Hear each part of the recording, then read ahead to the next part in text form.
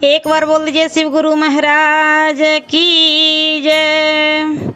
आइए अनंत भक्ति चैनल में आप सभी भक्तजनों का एक बार फिर से स्वागत है। आज मैं आप लोगों को श्री हरि विष्णु जी और माता लक्ष्मी की एक बहुत ही सुंदर कहानी सुनाती हूँ। कहा जाता है कि कार्तिक मास में जितना भी कथा सुनिए विष्णु भगवान का और लक्ष्मी माता का, केवल उन्हीं का ध्यान कीजिए तो घर में धन की वर्षा होती है। इसलिए कहानी मैं सुनाती हूँ, आप लोग सुनिएगा जरूर। एक बार भगवान विष्णु जी शेषनाग पर बैठे बैठे बोर हो गए और उन्होंने धरती पर घूमने का विचार मन में किया। वैसे भी कई साल बीत गए थे, धरती पर आए और वह अपनी यात्रा की तैयारी में लग गए। स्वामी को तैयार होता देखकर लक्ष्मी माँ ने पूछा, आज सुबह सुबह कहाँ जाने की तैयारी हो रही है? विष्णु जी ने कहा, हे लक्ष्मी, मैं धरती लोक पर घूमने जा रहा हूँ। तो कुछ सोचकर लक्ष्मी माँ ने कहा, हे देव, क्या मैं भी आपके साथ चल सकती हूँ? भगवान विष्णु ने 2 पल सोचा, फिर कहा एक शर्त पर। तुम मेरे साथ चल सकती हो? तुम धरती पर पहुंचकर उत्तर दिशा की ओर बिल्कुल मत देखना।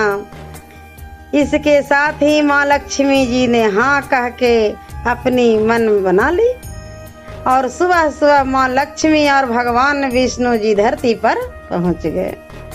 अभी सूर्य देवता निकल रहे थे, रात बरसात होकर कटी थी, चारों ओर हरियाली ही हरियाली थी। उस समय चारों ओर बहुत शांति थी और धरती बहुत सुंदर दिख रही थी।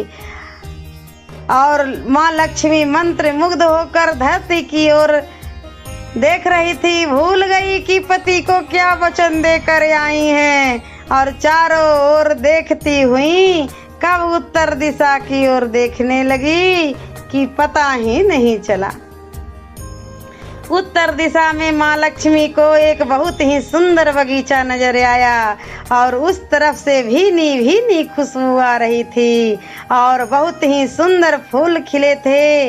यह एक फूलों का खेत था और माँ लक्ष्मी बिना सोचे समझे उस खेत में गई और एक सुंदर सा फूल तोड़ आई।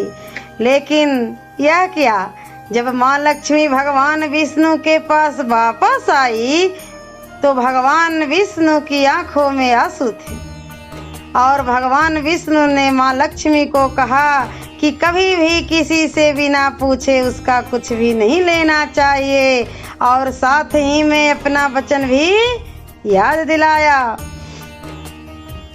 माँ लक्ष्मी को अपनी भूल का पता चला तो उसने भगवान विष्णु से इस भूल की माफी मांगी। तो भगवान विष्णु ने कहा कि जो तुम भूल की है उसकी सजा तो तुम्हें जरूर मिलेगी। जिस माली के खेत से तुमने पूछे बिना फूल तोड़ा है, इस प्रकार की चोरी है। इसलिए अब तुम 3 साल तक माली के घर नौकर बनकर रहो। इसके बाद मैं तुम्हें वैकुंठ में वापस बुलाऊंगा। माँ लक्ष्मी ने चुपचाप सर झुकाकर हाँ कर दी और माँ लक्ष्मी एक गरीब औरत का रूप धारण करके उस खेत में के मालिक के घर गई। घर क्या, एक झोपड़ा था और मालिक का नाम माधव था। माधव की बीवी, 2 बेटे और 3 बेटियां थी। सभी उस छोटे से खेत में काम करके किसी तरह गुजारा करते थे। माँ लक्ष्मी जब एक साधारण और गरीब औरत बनकर माधव के झोपड़े पर आई तो माधव ने पूछा, बहन तुम कौन हो और इस समय तुम्हें क्या चाहिए? माँ लक्ष्मी बोली कि मैं एक गरीब औरत हूँ, मेरी देखभाल करने वाला कोई नहीं है। मैंने कई दिनों से खाना भी नहीं खाया, मुझे कोई काम दे दो, साथ में तुम्हारे घर का काम भी कर दिया करूँगी। बस मुझे अपने घर में एक कोने का आसरा दे दो। माधव बहुत ही अच्छे दिल का था, उसे दया आ गई। लेकिन उसने कहा, बहन मैं तो बहुत गरीब हूँ, मेरी कमाई से मेरे घर का खर्च बहुत मुश्किल से चलता है। लेकिन अगर मेरी 3 की जगह 4 बेटियां होती तो भी मैंने गुजारा करना था। अगर तुम मेरी बेटी बनकर जैसा रूखा सूखा हम खाते हैं उसमें खुश रह सकती हो तो बेटी अंदर आ जाओ। माधव ने माँ लक्ष्मी को अपने झोपड़े में शरण दे दी और माँ लक्ष्मी 3 साल तक माधव के घर पर नौकरानी बनकर रही। जिस दिन माँ लक्ष्मी माधव के घर आई थी उस दिन से ही माधव को इतनी आमदनी हुई फूलों से कि शाम को एक गाय खरीद ली। फिर धीरे धीरे माधव ने काफी जमीन खरीद ली। सबने अच्छे अच्छे कपड़े भी बनवा लिए सबका, और फिर एक बड़ा पक्का घर भी बनवा लिया। बेटियों और बीवियों के लिए गहने भी बनवा लिए और अब मकान भी बहुत बड़ा बनवा लिया था। माधव हमेशा सोचता था कि मुझे यह सब इस महिला के आने के बाद मिला है। इस बेटी के रूप में मेरी किस्मत आ गई मेरी। और 2-5 साल बीत गए, 3 साल बीत गया, लेकिन माँ लक्ष्मी अब भी घर में और खेत में काम करती थी।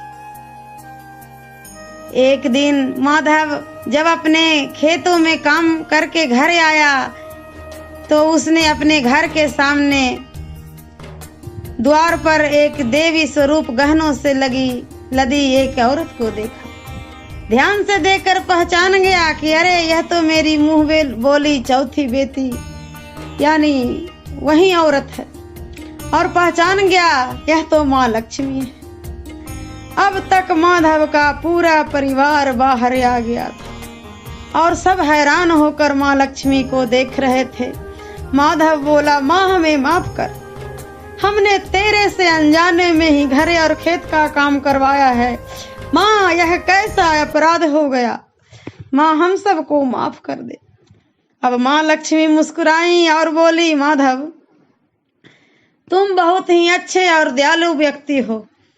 तुमने मुझे अपनी बेटी की तरह रखा, अपने परिवार की सदस्य की तरह से। इसके बदले में मैं तुम्हें वरदान देती हूँ, तुम्हारे पास कभी भी खुशियों की और धन की कमी नहीं रहेगी। तुम्हारे सारे सुख तुम्हें मिलेंगे जिसके तुम हकदार हो। और फिर माँ अपने स्वामी के द्वारा भेजे रथ में बैठकर वैकुंठ लोक को चली गई। तो एक बार बोल दीजिए श्री हरि विष्णु भगवान की जय और माता लक्ष्मी की जय। सोच लीजिए कि वैकुंठ धाम का देवता जो विष्णु भगवान माता लक्ष्मी हैं, उनको भी पाप का दुख भोगने पड़ते हैं, तो हम लोग किस गली में हैं। हम लोग बिना पूछे किसी का फूल तोड़े आते हैं, उससे पूजा कर लेते हैं, किसी का कुछ चुरा लेते हैं तो किसी से कुछ चुगली कर लेते हैं। ऐसा नहीं करने चाहिए, ऐसा कभी नहीं करना चाहिए जो हमको भी पाप का भोग भुगतना पड़े। एक बार बोल दीजिए लक्ष्मी माता की जय। ऐसे ही मनोरंजक कथाएं, कहानियाँ और भक्ति गीत सुनने के लिए हमारे इस चैनल अनंत भक्ति को सब्सक्राइब करें और वीडियो अच्छी लगी हो तो लाइक का बटन जरूर दबाएं। धन्यवाद।